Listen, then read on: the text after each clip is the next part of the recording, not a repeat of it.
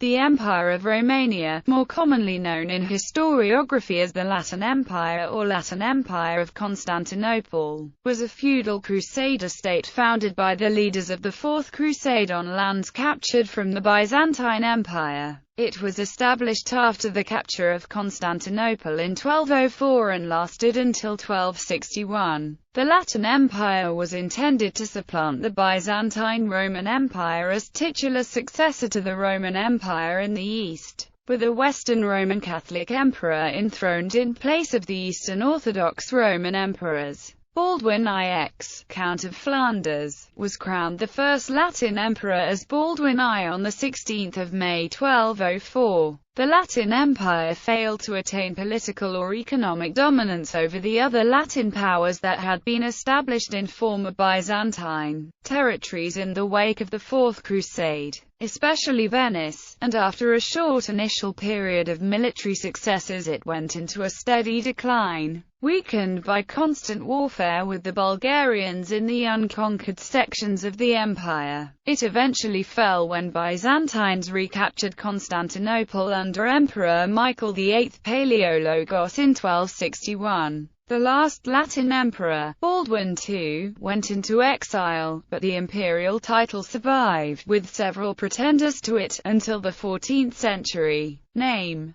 the original name of this state in the Latin language was Imperium Romaniae. This name was used based on the fact that the common name for the Eastern Roman Empire in this period had been Romania. The names Byzantine and Latin were not contemporaneous terms. They were invented much later by historians seeking to differentiate between the classical period of the Roman Empire, the medieval period of the Byzantine Empire, and the late medieval Latin Empire, all of which called themselves Roman. The term Latin has been used because the Crusaders were Roman Catholic and used Latin as their liturgical and scholarly language. It is used in contrast to the Eastern Orthodox locals who used Greek in both liturgy and common speech. History. Origins. After the fall of Constantinople in the Fourth Crusade, the Crusaders agreed to divide up Byzantine territory. In the Partitio Terrarum Impera Romaniae, signed on 1 October 1204, 3/8 of the empire, including Crete and other islands, went to the Republic of Venice. The Latin Empire claimed the remainder and exerted control over areas of Greece, divided into vassal fiefs: the Kingdom of Thessalonica, the Principality of Achaia, the Duchy of Athens, the Duchy of the Archipelago, the short-lived Duchy of Philippopolis in North Thrace. Two further duchies were projected for Nicaea and Philadelphia in Asia Minor, but they were forestalled by the establishment of the Empire of Nicaea. The Doge of Venice did not rank as a vassal to the Latin Empire, but his position in control of 3/8 of its territory and of parts of Constantinople itself ensured Venice's influence in the empire's affairs. However, much of the former Byzantine territory remained in the hands of rival successor states led by Byzantine Greek aristocrats, such as the Despotate of Epirus, the Empire of Nicaea, and the Empire of Trebizond, each bent on reconquest from the Latins. The crowning of Baldwin and the establishment of the Latin Empire had the curious effect of creating three simultaneously existing entities claiming to be successors of the Roman Empire, along with the Holy Roman Empire and the remnants of the Byzantine Empire. None of these polities actually controlled the city of Rome, which remained under the temporal authority of the Pope. In Asia Minor, the initial campaigns of the Crusaders in Asia Minor resulted in the capture of most of Bithynia by 1205. With the defeat of the forces of Theodore I Lascaris at Poemaenum and Prusa, Latin successes continued, and in 1207 a truce was signed with Theodore, newly proclaimed Emperor of Nicaea. The Latins inflicted a further defeat on Nicaean forces at the Rhindakos River in October 1211, and 3 years later the Treaty of Nymphium recognized their control of most of Bithynia and Mysia. The peace was maintained until 1222, when the resurgent power of Nicaea felt sufficiently strong to challenge the Latin Empire.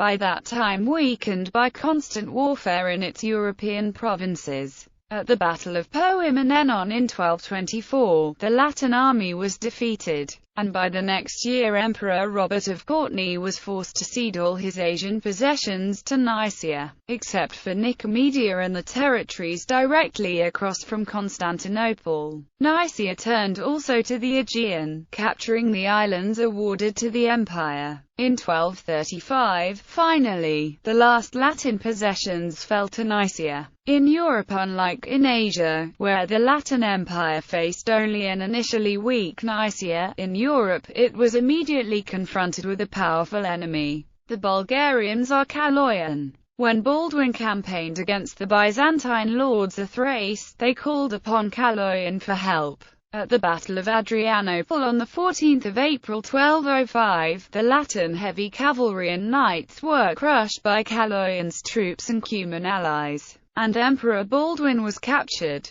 He was imprisoned in the Bulgarian capital Tarnovo until his death later in 1205. Kaloyan was murdered a couple of years later during a siege of Thessalonica, and the Bulgarian threat conclusively defeated with a victory the following year, which allowed Baldwin's successor, Henry of Flanders, to reclaim most of the lost territories in Thrace until 1210, when peace was concluded with the marriage of Henry to Maria of Bulgaria, Tsar Kaloyan's daughter. At the same time, another Greek successor state, the Despotate of Epirus, under Michael I Komnenos Doukas, posed a threat to the empire's vassals in Thessalonica and Athens. Henry demanded his submission, which Michael provided, giving off his daughter to Henry's brother Eustace in the summer of 1209. This alliance allowed Henry to launch a campaign in Macedonia, Thessaly and central Greece against the rebellious Lombard lords of Thessalonica. However, Michael's attack on the Kingdom of Thessalonica in 1210 forced him to return north to relieve the city and to force Michael back into submission. In 1214, however, Michael died, and was succeeded by Theodore Komnenos Doukas, who was determined to capture Thessalonica. On the 11th of June 1216, while supervising repairs to the walls of Thessalonica, Henry died, and was succeeded by Peter of Courtenay, who himself was captured and executed by Theodore the following year. A regency was set up in Constantinople, headed by Peter's widow, Jolanda of Flanders, until 1221, when her son Robert of Courtenay was crowned emperor. Distracted by the renewed war with Nicaea, and waiting in vain for assistance from Pope Honorius III and the King of France Philip II, the Latin Empire was unable to prevent the final fall of Thessalonica to Epirus in 1224. Epirote armies then conquered Thrace in 1225–26, appearing before Constantinople itself. The Latin Empire was saved for a time by the threat posed to Theodore by the Bulgarian Tsar Ivan II Asen, and a truce was concluded in 1228. Decline and fall. After Robert of Courtenay died in 1228, a new regency under John of Brienne was set up. After the disastrous Epirote defeat by the Bulgarians at the Battle of Klokotnitsa, the Epirote threat to the Latin Empire was removed, only to be replaced by Nicaea, which started acquiring territories in Greece. Emperor John III Doukas Vatatzes of Nicaea concluded an alliance with Bulgaria, which in 1235 resulted in a joint campaign against the Latin Empire, and an unsuccessful siege of Constantinople the same year. In 1237, Baldwin II attained majority and took over the reins of a much diminished state. The empire's precarious situation forced him to travel often to Western Europe seeking aid, but largely without success. In order to gain money, he was forced to resort to desperate means, from removing the lead roofs of the Great Palace and selling them, to handing over his only son, Philip, to Venetian merchants as a guarantee for a loan. By 1247, the Nicaeans had effectively surrounded Constantinople, with only the city's strong walls holding them at bay, and the Battle of Pelagonia in 1258 signaled the beginning of the end of Latin predominance in Greece. Thus, on the 25th of July 1261, with most of the Latin troops away on campaign, the Nician general Alexios Strategopoulos found an unguarded entrance to the city, and entered it with 800 troops only, restoring the Byzantine Empire for his master, Michael VIII Palaiologos. The remaining Latin states ruled the territory of present Greece, some of them until the 18th century, and are known as Latinocratia states. Titular claimants for about a century thereafter, the heirs of Baldwin II continued to use the title of Emperor of Constantinople, and were seen as the overlords of the various remaining Latin states in the Aegean. They exercised effective authority in Greece only when actually ruling as princes of Achaia, as in 1333–83. Organization and society. Administration. The empire was formed and administered on Western European feudal principles, incorporating some elements of the Byzantine bureaucracy. The emperor was assisted by a council, composed of the various barons, the Venetian podesta and his six-member council. This council had a major voice in the governance of the realm, especially in periods of regency, when the regent was dependent on their consent to rule. The podesta, likewise, was an extremely influential member, being practically independent of the emperor. He exercised authority over the Venetian quarters of Constantinople and Pera in the Venetian dominions within the empire, assisted by a separate set of officials. His role was more that of an ambassador and vicegerent to Venice than a vassal to the empire. Economy. The Latins did not trust the professional Greek bureaucracy, and in the immediate aftermath of the conquest completely dismantled the Greek economic administration of the areas they controlled.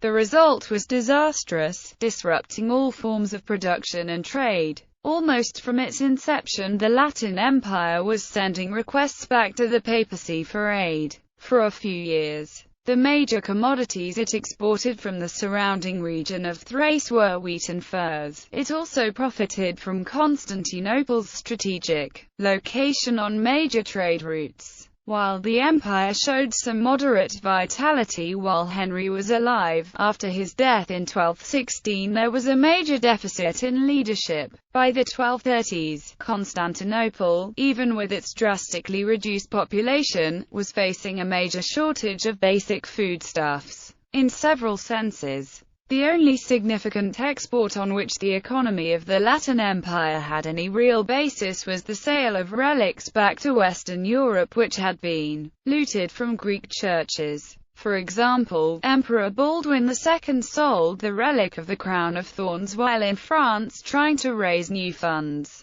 Society. The elite of the empire were the Frankish and Venetian lords, headed by the emperor, the barons and the lower-ranking vassals and liege lords, including many former Byzantine aristocrats. The bulk of the people were Orthodox Greeks, still divided according to the Byzantine system in income classes based on land ownership. Churches. With all Latin states, the Orthodox hierarchy was replaced by Roman Catholic prelates, but not suppressed. An expansive Catholic hierarchy was established, under the dual supervision of the Latin Archbishop of Constantinople and the Papal Legate, until the two offices were merged in 1231. Western Catholic monastic orders, such as the Cistercians, the Dominicans and the Franciscans, were established in the empire. The Orthodox clergy retained its rights and customs, including its right to marriage, but was demoted to a subordinate position, subject to the local Latin bishops. Bibliography. Fine, John van Antwerp, The Late Medieval Balkans. A critical survey from the late 12th century to the Ottoman conquest. University of Michigan Press. ISBN 978-0-472-08260-5. Giannaco Plus, Dino John, Emperor Michael Palaiologos and the West, 1258–1282. A Study in Byzantine Latin Relations, Harvard University Press. Jacobi, David, The Latin Empire of Constantinople and the Frankish States in Greece, in Abulafia, David, The New Cambridge Medieval History. Volume 5, c. 1198 c. 1300, Cambridge University Press, pp. 525-542, ISBN 0-521-36289-X. Miller, William. The Latins in the Levant. A History of Frankish Greece, New York. E.P. Dutton and Company. Nickel, Donald McGillivray. The Last Centuries of Byzantium, 1261-1453, Cambridge, United Kingdom. Cambridge University Press, ISBN 0-521-43991-4. Seton, Kenneth M. The Papacy and the Levant, 1204-1571. Volume 1, The 13th and 14th Centuries, Diane Publishing, ISBN 0-87169-114-0.